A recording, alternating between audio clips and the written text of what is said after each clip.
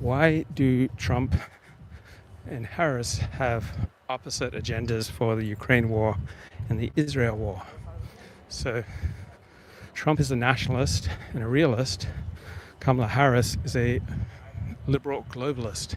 And so she supports American intervention in Ukraine for reasons that have virtually nothing to do with America's self-interest, but are almost entirely related to globalist, liberal, humanitarian values.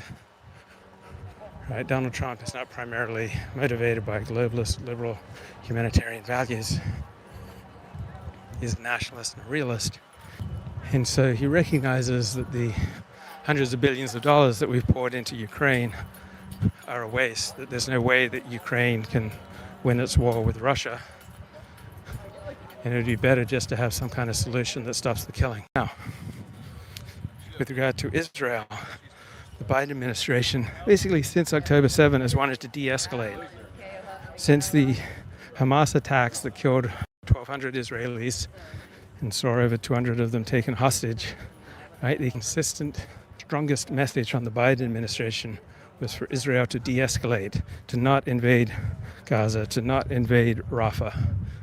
The Biden administration did everything they could to slow Israel down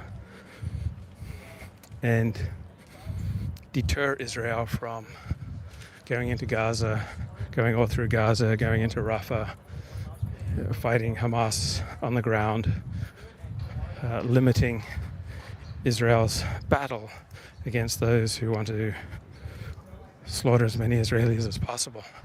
You might say, well, why doesn't the Biden administration just cut off arms sales to Israel?